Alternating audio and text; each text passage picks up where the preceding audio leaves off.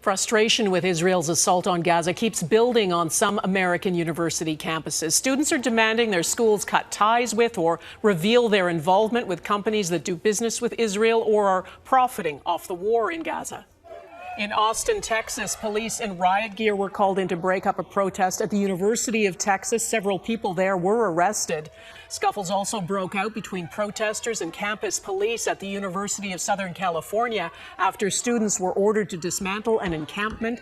Anger there has grown after a Muslim student's planned commencement speech was canceled.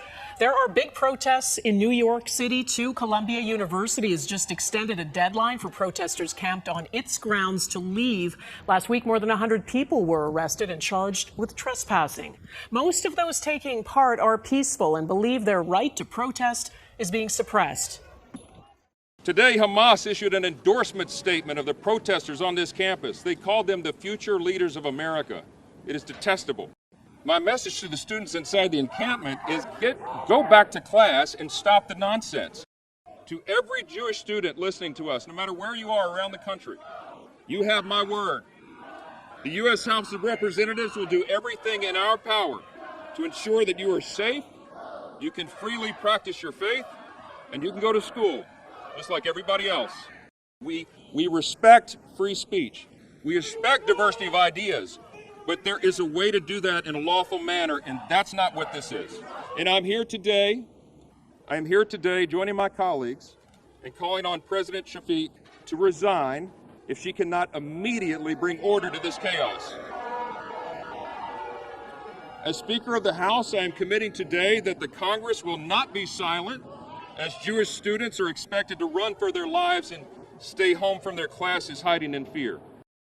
If you are a protester on this campus and you are proud that you've been endorsed by Hamas, you are part of the problem. When you cheer on the fact that you enjoy Hamas and Hezbollah, you are yourself part of the problem. Mr. Speaker, I am proud to join with you here today in calling for the immediate resignation of the President of Columbia. She has failed her duty. She is not keeping students safe. And we see on this campus the hate-filled speech that is carrying through this country. We want this administration and the administration of every university campus around the country to bring this to account and to bring this lawlessness to an end. And that's what we need to do. Thank you.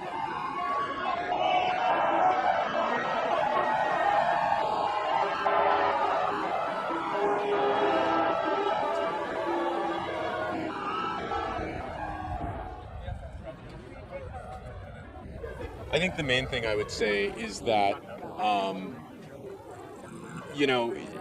he floated the idea of bringing in the National Guard onto campus, and I think just to put that into perspective, this is a protest where 108 students were arrested peacefully without resistance. They didn't start, beating up the cops. The cops didn't start beating up them, and where, there has been acts of violence. There has been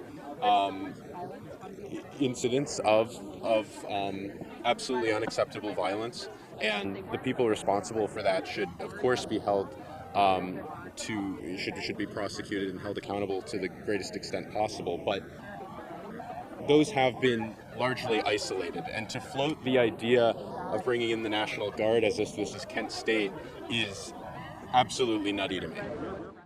The president believes that free speech, debate, and non-discrimination on college campuses are important. They're important American values, and that, and so he'll always be very clear. We will always be very clear about that here. Students should feel safe.